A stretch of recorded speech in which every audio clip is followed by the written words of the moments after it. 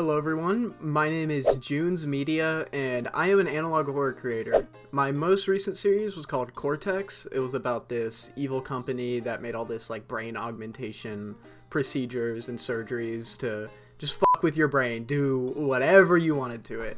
And it was a really fun series to make. It's obviously not my best work. It's not something that I would see as like the best I could possibly do. There's a lot of improvements that could be made, and I'm definitely gonna take a lot of criticism I heard into account with my next couple projects, so stay tuned for those. I hope you guys are excited for that. But going off of that, I wanted to sit down and just react to all of CORTECHS, in its entirety, and talk about what could be improved, what couldn't be improved, what I really like, what I don't like, and just go a little behind the scenes and just talk about what it was like to make the series. So come with me as we go behind the scenes of CORTECHS. So this is the first episode I ever made. This was the trailer, and then I renamed it to Prologue after, because I didn't want it to seem disconnected. Here at CORTECHS Labs, we pride ourselves on being the #1 manufacturer of brain augmentations in the world. Our cutting-edge This voice actor is actually someone I'm not friends with anymore. And when we stopped being friends, I asked them, I was like, can I still use this? Like, am I still allowed to use this? And they gave permission. They were completely fine with it. But it's just funny watching this video again, knowing that like I don't talk to this person anymore. It's funny looking back. Products and procedures allow you to. I loved how this came out, the neurotransmitter, which we're not going to hear more about this device until the second episode, but I love how this turned out. It actually took this guy forever. There was a big gap in between when I ended my last series, Zetacoding. Zetacoding is, I privated all of those videos. If you don't know, that was the last series I made. I'm not really proud of how that series turned out. I don't like it. It's just not something I'm proud of. It's not something I think represents what I want to do as a creator. So I ended up privating all those videos. But I may make a video going back and rewatching them and just critiquing it. If you guys wanted to see that. I also have a lot of other analog horror projects I made that I've never posted. So if you guys want to see that, I think that would be fun to sit down and watch some of my older stuff. But this model took like 4 months for the modeler to make this model and the render of it, because I have this friend who does makes like game jam video games, and he's a modeler. He knows Blender pretty well. So I commissioned him to make this and the render of it spinning. It took him forever. And he was like, he was taking a while because he works a job. This was like junior year of high school for me. I'm 19. So I was like 17 when I commissioned this guy. And I remember telling him like, because he only wanted 20 for it. He only wanted 20 for the whole designing this, rendering it, all of that. And I remember telling him like, dude, I will pay 50 if you get this done like next week. And he was like, man, I promise it's not about the money. Like, I don't even want money. I just give me time. And I was like, okay. I backed off, and it's great. So shout out him. Cole Jersa made this. It's incredible. I believe you can find his portfolio, but this model looks great. And I if I ever make merch one day, I want to sell like a little statue of this, or like a paperweight, little plastic thing you could keep on your desk. I love this model. I love how it turned out. CORTECHS Labs can help you achieve your dreams today. This effect, like this thing, I found this background on YouTube. It's not hard to pull this off, right? The little text, achieve your dreams. It's not that disconnected from just the typical analog horror of just text on a screen, icons on a screen, and then a text-to-speech voice talking over it. Only thing I really changed is I added moving backgrounds, and I gave it of the actual voice actor instead of text-to-speech. Just those two small changes that don't require really any money, because I just asked my friends to voice act this. Like, early CORTECHS, like the first 4 or 5 videos, people weren't getting paid. They were just my friends. Now, later on, I started paying people, especially with the final video, with the Spark hijacking incident with the professional voice actors. I paid those people. But early on, it was just my friends being like, hey, do you want me to help on this? Can I help in any way? I was like, yeah, actually, I'm looking for voice actors. A lot of it was theater kids I knew that were looking for experience on their portfolio. But yeah, it's not expensive to pull off this kind of effect, and I think it really adds a lot of production value because it makes it look more like an actual commercial from the 80s. The typical analog horror of just like text on a screen, text-to-speech voices. It's very, it's not very, it doesn't feel like how advertisements actually felt in the 80s. There's a level of disconnect because it doesn't feel realistic. But I think this effect, it really, just this panel, like this looks like a commercial in the 80s, like something you'd see on public access TV, just kind of like a shitty low budget commercial. And it's just stock footage and then these scenes with just these like vaporwave backgrounds. And I think it really adds to it a little. I think it really improves the production value rather than me just putting text on a screen and no voice actors. With a 100% satisfaction rating, are sure to make you instantly happier and healthier. Like this scene especially, the only thing happening on the screen is just PNG icons, which is like the staple for analog horror that people make fun of, is just, oh, it's just PNG icons on a background.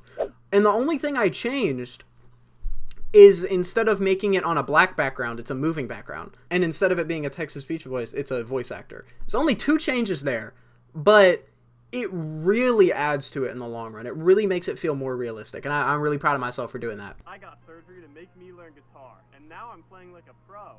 I had an implant to make my vision. That last guy, I got surgery to make me learn guitar, that was one of my friends who is 2 years older than me. Because, again, at the time I was 17. I didn't know anybody who looked like an adult. This was my teacher. No. Okay, when I started Cortex, like development on it, I was 17. But when I actually started posting the videos, I was 18. Because this was like last minute. I got this guy like a week before I posted this video, I think. And I was in senior year at that point. And because I didn't have a class with him junior year. So the goated teacher. Everyone in high school loved this guy. Mr. Townley. He's the goat. This is my aunt. Love her. I'm really proud of this little section. This section originally looked really bad because there wasn't any. I added the muffled audio of like I'll show you, like that of like the guy being restrained trying to move with the chains moving and stuff. That was added way later, and the first couple drafts of this scene were awful. They sucked because I didn't have any of the cool effects. But this was filmed in my garage, and you'll see in a minute. That's me. I had my hair up, I had a mask, and I had swimming goggles on, and a white dress shirt. It was filmed in my garage. I was sweating like a bitch. I live in Florida. It's hot as hell here. And when I had finally wrapped up filming this, it took me like 30 minutes to get the right shot. I was so sweaty. And I think it took 2 different times because there were things I wanted to add that I hadn't done the first time around. So I was so sweaty after filming this. It was disgusting because I took the goggles off. They were like suctioned to my face because of the sweat. I also had really long hair back then. I still have somewhat long hair, but I put it back for this because, you know, it felt more realistic. That's just a hard hat with some. That's literally just a hard hat with some phone chargers taped to it. I still kind of like it. I wish I still had that prop. I don't know where it went. Like, I knew where it was and I didn't move it, and then later on I looked in that same spot and I couldn't find it. So I don't know where that went, but yeah, it was just a hard hat with some cords on it. And then that was the Five Nights at Freddy's putting on the mask sound effect from FNAF 2. Yeah, I love this shot with the it's so cool. That was just on my phone, and I didn't have any surface I was tapping on, so I just like tapped on the air, and it looked really good. I don't know how it turned out that good because it wasn't like I put a piece of glass in front of my phone or anything. This is something I don't see any other analog horrors do. VHS tapes, when they would record advertisements, they weren't exact, so you couldn't start it at like the exact moment. So for that, I wanted to just add a level of realism of including a section of like a different ad at the start. So it kind of like is like, okay, they started recording this, you know, it's like a VCR kind of thing, like recording the advertisements. Has this ever happened to you? This shot's different in the final version. This was originally a shot of, if you can actually go look in the original upload. I'm watching the whole series compiled into one video, but in the original upload of this episode specifically, it was a shot of me crying next to a grave, and my friend was filming it. And it was my friend, the grave was my friend's grandma, And she was like, yeah, you can use this in your video. I don't really care. So I made sure to get consent to film, her dead grandma. It was a gravestone. But I just didn't really like how it turned out because you could see like the name on the gravestone. You could see also like me crying in front of the grave. My hair didn't look like how people styled their hair in the 80s. My outfit didn't look like how people dressed in the 80s. It just wasn't fitting for the time period, so I ended up scrapping that and I just replaced it with a stock footage clip, which it's not the best, but like it works, There's the neurotransmitter. I love this render, bro. It looks so good. This scene, I kind of wish these assets like matched more, but whatever. You can't, like, it's okay. It works. Sign up for one of our packages. That's right. 1-800-CORTECHS. I also love the framing of this whole episode. I feel like it all feels like how ads felt back then, It feels very like of the era. I feel like a lot of analog horror kind of fails to capture that vibe. Well, wonder no longer. Introducing the Afterweb. I loved the backgrounds in this with like the cartoony drawings and everything. It just, I feel like it works so well. Again, this shot, not a big fan of it because it's obviously different art styles. Like this has a black border around it while these have like a lighter colored border. Obviously different art styles. If I made this today, I would have gone in on my iPad and drawn these assets on Procreate. At the time I did not have an iPad. At the time I did not have Procreate. So kind of sucks. But yeah, now I would have drawn these by hand. You live and learn. These are all stock icons, which, yeah, I should have drawn them myself. But, whatever. It does the job. I love this drawing. The artist I commissioned for all of these drawings for this episode is the same artist for all of them. All of them turned out incredible. I love this. I love it's almost like Hello Neighbor. That's like the inspiration I gave her of like actually, I think they used a them. Oops. That's the inspiration I gave them, is like the Hello Neighbor house with like these rooms that are just rooms upon rooms upon rooms with like this just incomprehensible shit of like a Ferris wheel, all these pipes leading off of it. Very colorful. That's like the exact vibe I wanted to go for, and it works perfectly. You'll be able to chat with others and make new friends in the afterlife. And I love like the rubber hose style too. I love rubber hose stuff. Like the Local 58 episode, Show for Children, I think it was called. That I love that episode. I love rubber hose art style, like Cuphead. Like some of the Fallout promotional art is great. I love rubber hose style. I want to do an animated short film in a rubber hose style at some point. Well, also love the music for this video. Most of the music, all of the music in this series is stock, so I was kind of limited, but I love the music. I love the music in this episode. It fits that vibe perfectly, just that kind of like cartoony, whimsical vibe. It's this segment of this episode, like the cartoony Afterweb ad, it's probably my favorite part of Cortex. I'm not gonna lie. I love the editing. I love the music. I love everything. I feel like it all fits the same vibe perfectly. Hello everyone, CEO Adrian Mercer. This was my friend's dad. I was asking a lot of people like, hey, can you act? Can your dad act? Can whatever? And nobody really reached out except this person was like, hey, I can get my dad to read these lines. I like how they turned out. I really like how they turned out, but I would have hired a professional voice actor. I feel like the stuttering and the skipping over the lines kind of adds to it in a way, because it can give the vibe of like the CEO doesn't really care about filming this. He's kind of just half-assing it. I kind of like that. I feel like it kind of leans into that vibe. This episode is very just traditional analog horror, just text on a screen, blah, blah, blah. But I really like it. It's the virtual prison episode where it's revealed that Cortex is using... Cortex invented this virtual prison where convicts can serve 1 year in the virtual prison, and it takes 55 seconds of real time for a whole year to pass for them. So it's just... put these people in here. You don't gotta waste tax money on feeding them, housing them, whatever. Put them in here for 10 minutes. They served a 1,000-year sentence and get them on with their lives. I was really proud of this concept. And a lot of people told me this was like the scariest video in the series. And I was really proud of it. And this is the segment going over the people before and after being in the virtual prison. Fun fact, this was actually the same voice actor as the first half of the Afterweb video. The guy who was like, that's right, CORTECH. Same guy. Early Cortex didn't really have a wide cast. A lot of my friends I was either too embarrassed to ask or just felt they wouldn't fit. But I appreciate the people I was able to enlist help from because they worked for free. And obviously, that was very appreciated. Spooky.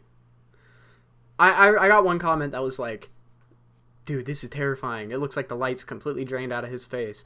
I appreciate that because I was kind of worried it was going to look kind of corny. Like it wasn't going to look realistic. I was kind of worried about that, but apparently it looks good, and I appreciate that.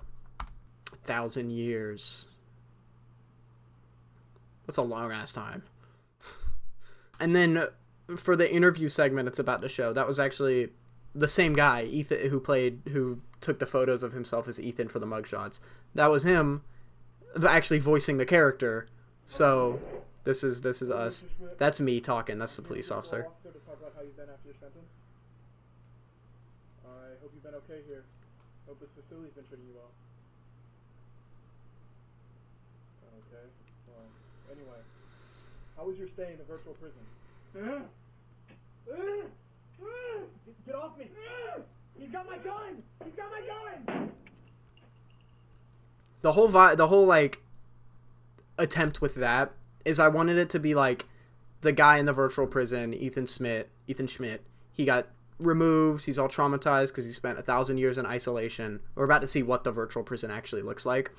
And when the police officer is talking to him, he's like, he says the word virtual prison, and that's kind of like a sleeper activation into him. It activates like all of this trauma because he's just completely brain dead at this point. He's fully traumatized. He's been in this psychiatric care facility for years, and someone comes to him and is talking about how he's been after his sentence, and they say the word virtual prison, and up until that point he was completely silent, but that kind of like activates something in his brain, and he reaches for the officer's gun and blows his brains out.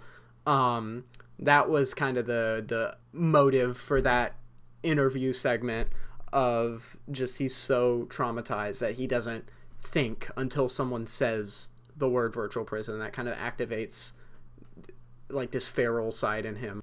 And that's the virtual prison. It's a completely white box, no stimulation, no entertainment for 1,000 years. This is Emotion Aid. This is one I was really proud of. My friend told me I shouldn't do this concept and that it was stupid. The whole idea is that Cortex made this drink that boosts your emotions. So you can drink happy honeydew, which makes you happier. You can drink angry apple, which makes you angry. You can drink sad sour, which makes you sad. And the whole idea is that Cortex is producing this, and they didn't attempt any wrong with it. They just didn't really do trials on if it's addictive or not. And eventually a lot of people get addicted, so they recall the product, and it's this whole thing. And a lot of the people who were addicted, now that it's recalled, they can't get it, so now they just can't feel emotions anymore, and there's like these mass suicides throughout the streets. My friend told me I shouldn't do this concept for this series because he said it didn't really fit in this like scientific series about like these procedures that people get and change their brains and alter their brains. He thought the idea of like just a drink being sold, like people getting addicted to a drink, didn't really work. And also like, what is it an allegory for? Is it energy drinks? Is it drugs? Like it doesn't really fit. I agree with that, like specifically on the allegory part, because it's not really an allegory for anything. It's more so just Cortex's negligence and their wrongdoing that feeds into the greater theme of just billionaires not giving a shit about us. But at the end of the day, I like the concept. I thought it was cool, so I put it in. It's not really that deep, but I like it. Do you need a little pick-me-up to help you? This was actually the first video in the series that had a professional voice actor. Inks Comics. I'll link his channel down below. He does comic dubs. He's the GOAT. He's amazing. He's incredible. He's voice acted in 2 other things for me that you guys will see shortly. But he's the GOAT. He's awesome. I love his stuff. And I'm so glad he didn't reach out to me. I did have someone reach out to me on Reddit and say, can I voice act for you for free? But this guy, I reached out to him because me and him were friends on Discord from a Minecraft server we were in years ago. Whatever, it doesn't matter. But yeah, I reached out to him and he was like, yeah, I'll do it for free, whatever. So I appreciate that. A stressful week. Emotion Aid Happy Honeydew. It's another 3D model made by the same guy, the GOAT, Cole Jersa. Anytime I need modeling, I go to him. He's the GOAT. I made this label. There's actually like a printed out label that I took from a Monster Can label, and I was like, just put this on there and then make a render of it spinning. So yeah, I like the logo. A lot of the early logos, so when Cortex first came out, I didn't have access to Adobe. Now I do, because I'm in college, and I'm taking digital media, so I have access to Adobe. You kind of need that to do digital design. At the time, I didn't have access to Adobe. So all the logos, the Cortex logo, the Afterweb logo, the Emotion Aid logo, all of that was made in PixArt and Canva. So it kind of looked bad.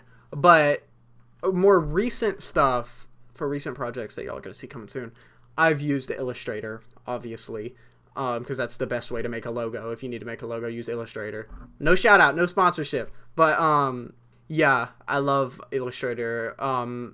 Again, the later half of Cortex was also using most Adobe stuff, so like Photoshop, Premiere. I used a lot of Premiere. Before that, I used the web version of CapCut. For instead of coding, I used CapCut on my phone, which sucked. Be just what you need. The drink contains natural dopamine and serotonin chemicals, increasing the happiness in your brain with no other effect. I also love the background, like this vaporwave, and the music. It's all very like techno, very like high energy. I'm really proud of it. Turn that frown upside down.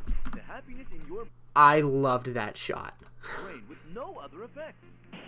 The with the lightning strike, and then the juice in the background, and then the electricity, and then the little shadow under it. It's all perfection. I love that segment. I got my own Emotion Aid right here. Not sponsored. Have you ever wanted to let out all of your stress but been unable to cry? Emotion Aid Sad Sour may be the drink for you. I think the flood effect and then the droplets doesn't work as well as the lightning strike, but I still like the transition. Find yourself being unable to set boundaries with others? Emotion Aid and that one I like. I love this scene too, with just the gray background and like the text. It's very, it just feels accurate. Feels time accurate. I feel like this whole episode feels very like time accurate. All the ads in this series and the commercials, I think, feel very time accurate. This is going to come up later, the documentary called The Downfall of Cortex Labs. That's going to come up later. I started drinking Emotion Aid. This is my friend. I tried to film this shit with him for months, bro. It was so hard planning stuff with him. No shade to him. It's just difficult planning stuff in general. But I love this shot. I love how the hat is kind of covering his face a little. It's just a couch and a background. It gives the vibe of like a low budget documentary. Works perfectly. It's exactly what I was going for. I loved his acting in this. It's all everything in this shot is great. I love it. It's the 5th episode where the Afterweb comes back. We haven't heard about that in a while. Afterweb, it's been a couple episodes. Yeah, that's why I did this little segment at the start, to kind of like freshen the idea of the Afterweb in the viewer's mind. So, because we haven't brought them up for a couple episodes, so I decided, I get a little very distorted ad just showing like, yep, we're back with the Afterweb. Been a couple episodes since then. Been a couple years in the lore, I believe. Now, Afterweb was invented in 1984. When did this episode? 1986, I think. Yeah, 1986. Been a couple years. Again, if I had access to an Illustrator and Premiere at the time, would have made all of this in Illustrator, would have drawn this in Procreate, whatever. This shot, me and my friends did this. They were very reluctantly. They did not want to film this. was like a 10-second shot. And they were like, dude, I don't want to film this. And it was, but I like how it turned out. The new AfterWeb server created by CORTECHS Labs has led to massive power outbreaks across the country. Workers' unions and power... It's my uncle.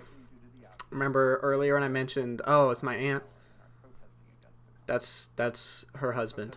Very close with my aunt and uncle, even though they live across the country.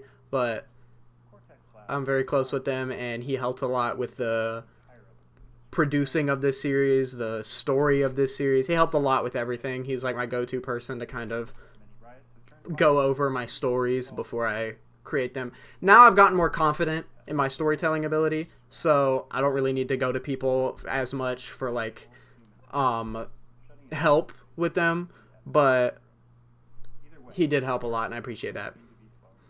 Currently, over 30 million households are out of power. No matter what happens, discourse about CORTECHS Labs is at an all-time high. If they recover from this hiccup, it will be difficult for them to stay in business long term. Then you get this little segment.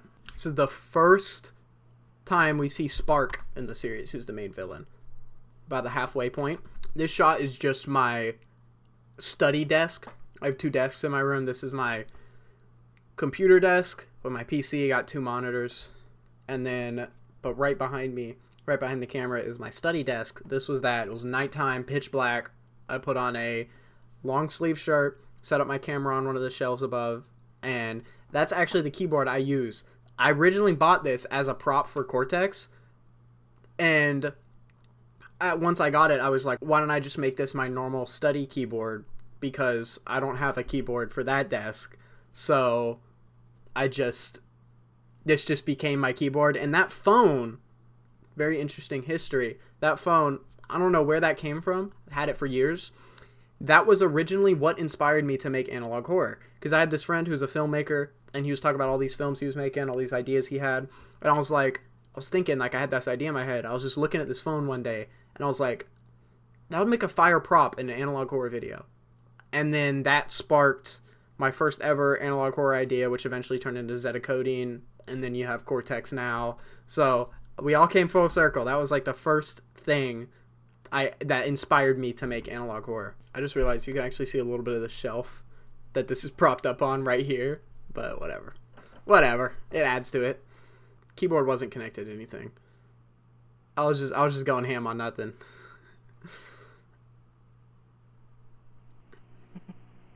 That Spark. That photo was the main inspiration for the Spark design. That photo is from a 4chan ARG. It's I believe it's called I Am God. It's from this ARG of this guy found a virus on his computer, and it eventually started talking to him, being like, I am God, I'm the creator of man, whatever. But that was the photo associated with the ARG, and then I edited it heavily. It was already a very heavily edited photo. But the main theory for the origin of that photo is that it's the Nostalgia Critic. So technically, that is a photo Nostalgia Critic that's just been heavily doctored. But that was the original inspiration for Spark. It was from a 4chan ARG. And eventually, I commissioned an artist to make an actual design for Spark. Talk about that later, because I love that artist. She's one of the best people to work with. Her art's incredible. I'll talk about her, give her a shout out later. But yeah, that was the original inspiration for the Spark design. We're recording now on the massive... Then this segment reveals that, the footage we just saw was a gas leak. We don't know who caused this gas leak. What was it? The entity that just showed his face on the screen? Well, if you finish the series, you know that Spark, the main villain of the series, doing things behind the scenes. This is the first time they made their presence known, but later on, a certain event's going to happen that lets them take over the whole world, take over the internet, take over everything. We don't know what happened. It's kind of left up to interpretation. They could have ended the world. They could have just ended Cortex. We don't know. I don't really want to reveal that. I'll talk about that at the end, but that was the first time that the main villain, Spark, made themselves known in the series. So, originally, when I made this, I made it in DVD format because I was kind of getting bored of the VHS tape format, and I thought, at the time, DVDs were invented in 1988. They were not. They were actually invented in 1998. So, a little goof on me, but I think that leans into a different aspect of the series, because this is a DVD recording. This isn't a VHS tape recording. So that means that someone would have had to put a VHS tape onto a DVD for us to be seeing this in DVD format. So that means DVDs were invented. Now, the Spark hijacking incident happens in 1994. DVDs weren't invented until 1997. So the fact that this footage was put onto a DVD means that DVDs had to have still been invented in this timeline. So there's a lot of weight to both sides of, did Spark end the world, or did they just end Cortex and leave everyone else alone? But whatever post-apocalyptic or fully functioning world we were left with after the Spark hijacking incident, we know that in this timeline, DVDs still had to have been invented. So originally it was just a goof on me, but now I think it lanes itself into one of the biggest theories about Cortex. One of the biggest unanswered questions is what happened after Spark made their presence known. We know that Cortex went bankrupt, and we know that the world was kind of changed in some big way. We don't know how. So I kind of want to leave that up to interpretation. I have my own theories, but that's not really the focus of the series. Spark represents humanity. Spark is symbolic of the indomitable human spirit and this kind of force that pushes humanity forward, and technology is something that is going to bring us down. So Spark is attempting to let us know, and is acting as kind of like a guiding force to let us know, like, hey, y'all are fucking each other up. Y'all are destroying stuff. So it's pushing us in the right direction, right? So again, the series isn't about how we can fix ourselves and how we can rid the world of technology and all of these plagues that are cursing humanity. The series isn't about how we can do that. The series is about just making that fact known. Like Spark, making the fact known that humanity is dooming ourselves. Humanity is destroying ourselves with technology, with all of these things. Spark is making that fact known to us, and that is the whole point of the series, is making that fact known. So to anybody who may complain, like, oh, I hate that you left it up to interpretation, that just seems like you're being lazy. No, it's because that's not the point of the series. The series isn't about how we can fix humanity and how we can do this. No, it's just about the problems with humanity. How we fix it is up to us. It's not up to Spark. It's not up to Cortex. It's not up to anybody. It's up to humans. It's up to humanity as a whole, how we can fix ourselves. So I want to leave it up to interpretation post-Cortex, post-Spark. The final episode is the Spark hijacking incident. What happens after that is completely left up to interpretation. All of that being said, this is one of my favorite episodes in the series. I love this episode so much. This is actually my roommate. He's in the other room right now. But he was kind enough to help me film this.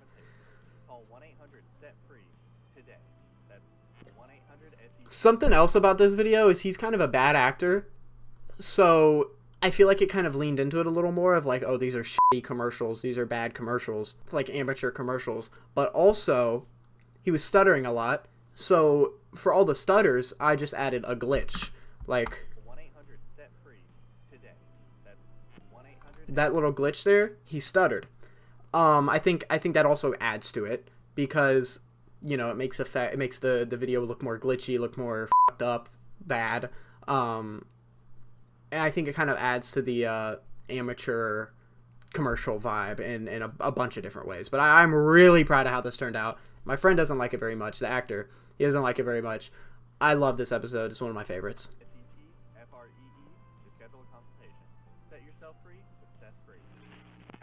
Then these segments are like where he's kind of like, it's showing his mental decline. A lot of this was just a spitballing, and again, like I said, he was stuttering a lot and he was like fumbling over his lines. So a lot of these shots we used were just outtakes. outtakes that I didn't end up using. And we were out there for a while. It was getting really hot. So in some of these scenes where he's like angry at me, yelling at the cameraman like that, it's genuine anger. And I was getting scared a little. I'm not gonna lie. I was getting a little scared because we were out there for so long. He was getting mad at me because, like, dude, I'm trying my best, whatever. And like these scenes where he just got to let out all his anger, it was perfect. We filmed these at the very end, so he got to let out all the anger he had. It was awesome. And I'd just gotten hired at my last job when we filmed this, so we went over and got some food, and we got a 50% discount after. It was nice. It was awesome. God fucking damn it. I told you to fucking injured by a faulty That was real anger. And I was scared. I was getting scared. And it's revealed, like, yeah, he's working with Cortex Labs. He started as this lawyer, trying to bring justice to Cortex, and now he's joined the dark side. He's evil now. That little sniff there, we were trying to make it seem like he was, like, snorting something off his finger. Or just kind of going crazy. But I don't know if that was really kind of emulated well. But that was there was an attempt there, so. Don't you think it'd be a little easier for me to remember my lines if you stopped interrupting me? I just think it's taking a toll on you, man. Let me fucking tell you something. Get the fuck off me. I love that effect where the glass shatters. Seth? Are you okay, Seth?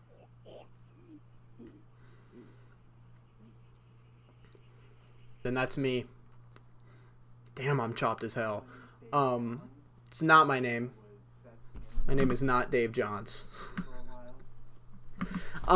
Originally this video was supposed to be in 1988, but I made it 1989 because that's when The Cure Disintegration came out. I wore that shirt specifically because I wanted it to fit like the time. Yeah, the album came out in 1989, not 1988, but whatever, you know.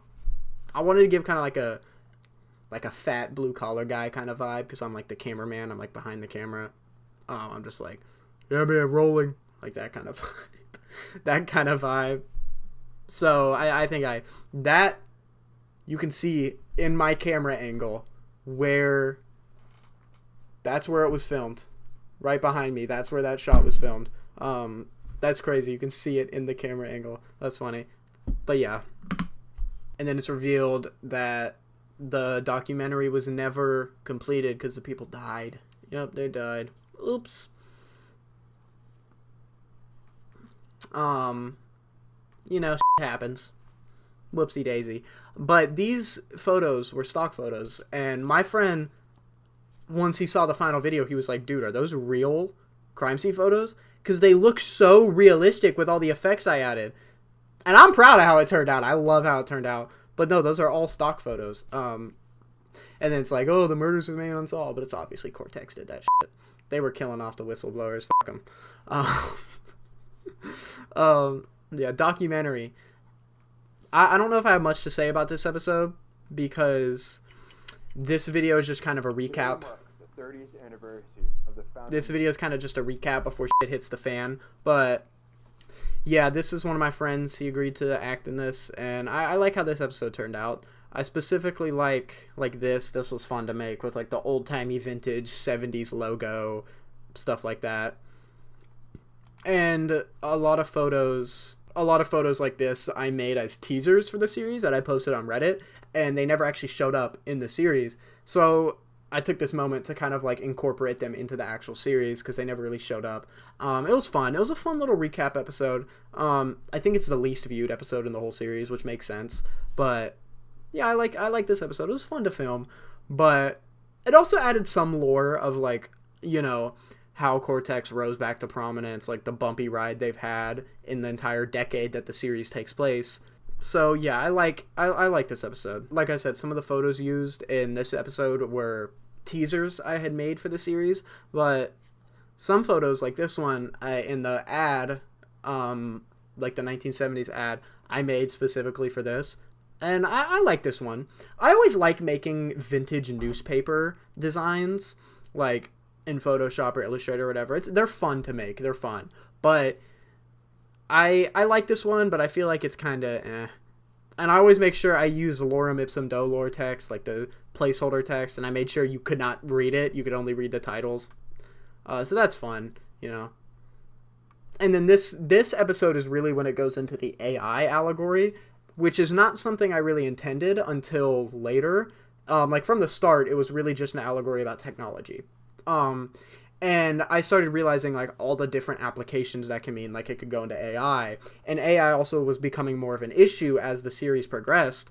So with this episode, I specifically went into the AI allegory of like these data centers polluting the water supply and all these cases of cholera and all these deaths going on. It's really just like a satire of open AI. Cortex can be symbolic of a lot of different things, but yeah, there's a lot of different allegories and interpretations to be made there. But AI was definitely a big one. This episode, it's not my favorite, but it was definitely the most fun to make. Have you wanted to access the Cortex Labs afterweb server from home? Do you want to speak to your loved ones from the comfort of your living room without having to go to a Cortex facility? Introducing the Worldwide Afterweb. You're now able to access the afterweb from the World Wide Web. This website, I made this in Photoshop. This was the most fun I had on Cortex ever. This was so fun to make. Oh my god. This was ridiculously fun.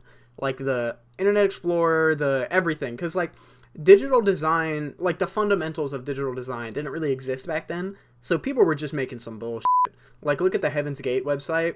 It looks nothing like modern websites. They just did whatever. And like the sky background, I just duplicated this cloud over and over again. And then like the beige in the center and just these random logos riddled throughout. It was so fun to make. Everything was, I love designing like old websites. It was so fun. This was the most fun I had in the whole series making this design. First, visit and the perspective, I didn't know that was something you could do in Premiere. I'm not gonna lie. So that was really fun to do as well. This song is used a lot. One of my favorite YouTubers, Papa Meat, uses this in his sponsor segments a lot, and I didn't know that at the time. So I was trying to use music that wasn't very recognizable because I wanted to give my series like its own kind of flair. And when I heard this in Papa Meat's video, I was pissed. I was like, fuck, I should have used a different song. But it works, you know, it adds, it sounds like the song they'd use in an ad of the time period, so I wasn't too mad about it. Access your account with the ID number and password on your Cortex Afterweb Access ID card. In the Afterweb. To speak to your loved ones today. I love this episode so much. It was so fun to make. How's it going with the Afterweb conversion? And then this is like the big like penultimate nexus point of the series. What do you mean? This interaction, they're trying, it said at the beginning that ad was unaired because that was an ad for being able to access the Afterweb online. It was never aired because while they were trying to upload the Afterweb to the internet, the upload process failed, and the people uploaded in the Afterweb began merging. Their consciousnesses began merging, and it eventually became Spark. This was also one of the most fun videos to film. So this is kind of just like a lore dump. 12 million consciousnesses were in the Afterweb. There's also a typo here. I didn't realize. Approximately. Can't go back and change it now. Like, whatever, man. But yeah. This is a lore dump.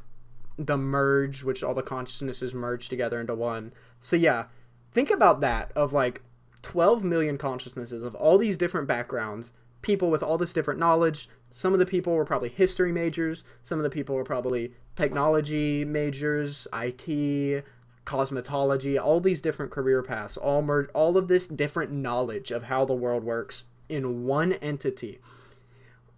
It's basically just an embodiment of all of humanity, all of human history, back to, you know, the Library of Alexandria, back to even before then. All this history, all this knowledge, just innate knowledge within humanity, merged into one being, just the penultimate representation of humanity as a concept. And I love media that does that. Undertale kind of does that. I didn't really realize that until recently.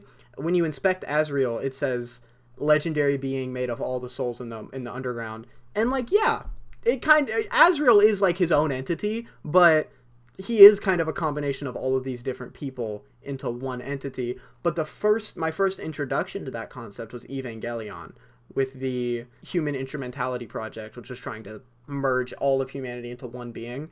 That concept is just so cool, and I love when media does that. So I really wanted to do that with Cortex, and I just made him the main villain of the series, which works perfectly. Sorry, I misgendered Spark, them. Now, my favorite movie of all time is Akira. This is a clip from the movie Akira. This is my favorite movie ever made, and it was also the inspiration for Cortex. Now, when I first watched Akira, I didn't really know what it was about. So my original interpretation was, oh, it's an allegory for technology. It's an allegory for how technology is bad. Now, since then, I've built on that interpretation so much. And yes, Akira can be interpreted as an allegory for technology being bad, but there's so much else that movie's about. But at the time, that was kind of my own interpretation, and I built Cortex off of that.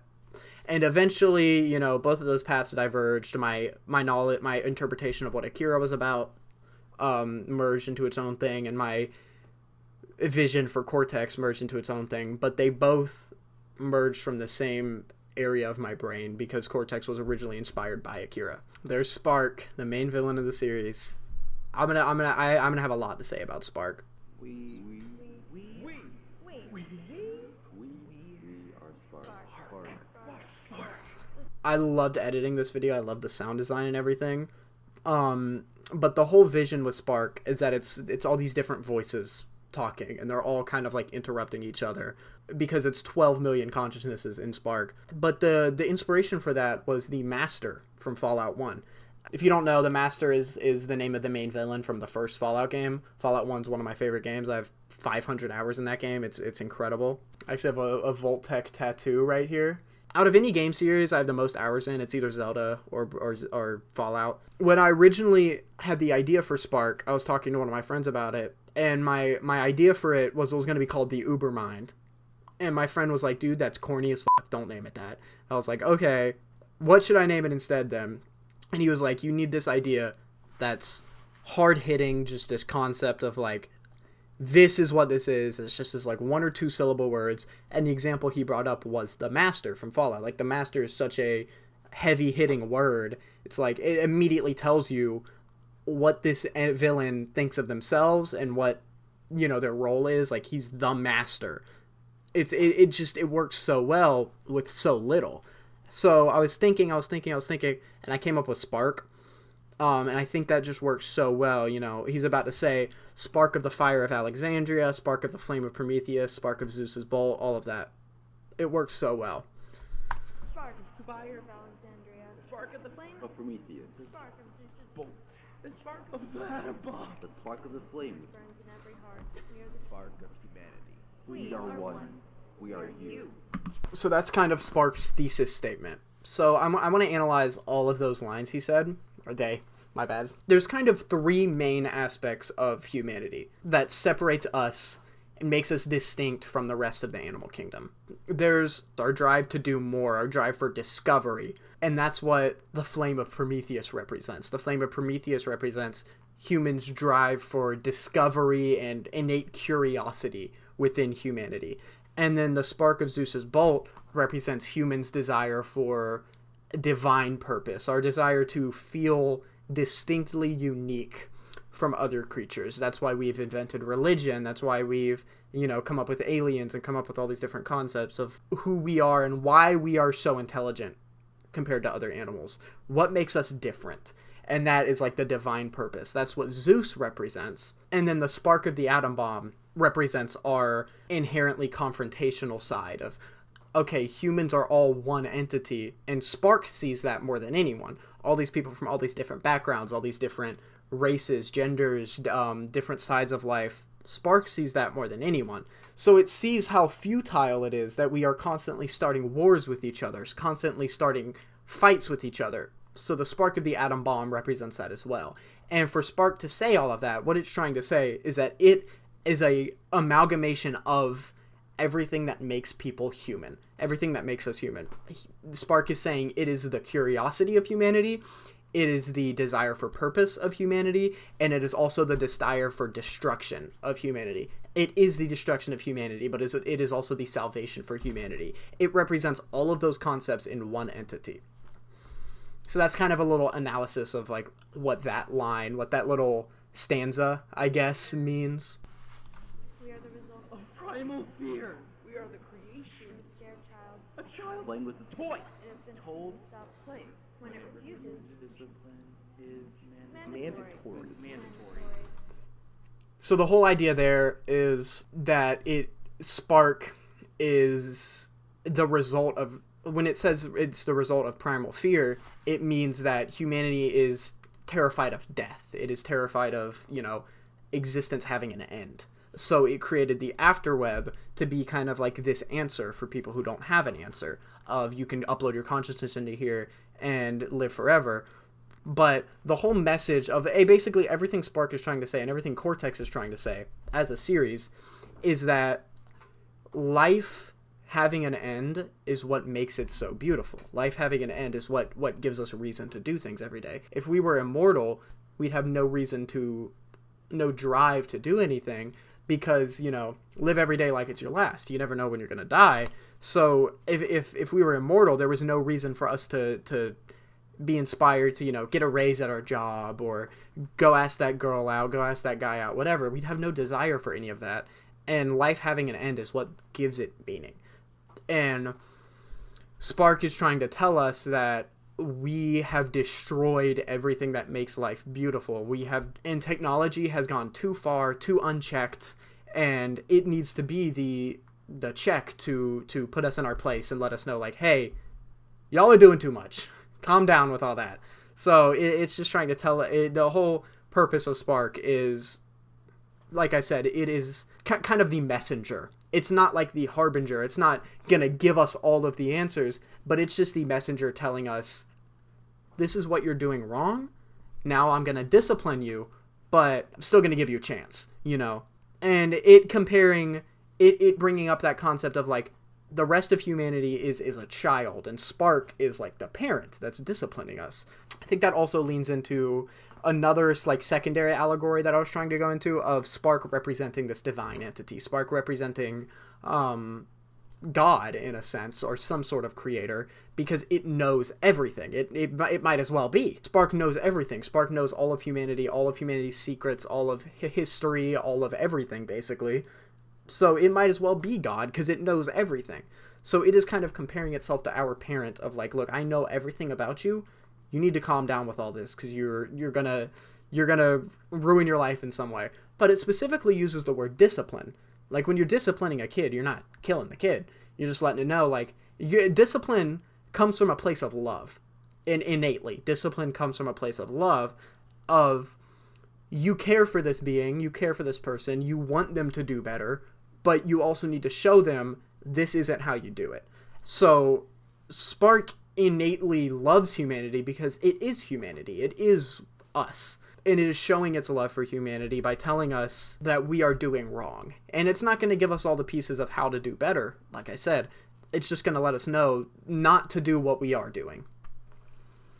The body is a temple. A vessel dedicated to A perfect Solid. built for a work of art. Fit for museum. Destroying his... Blasphemy! You started your best You throw away your meaning. meaning, purpose, Purpose. Humanity. humanity.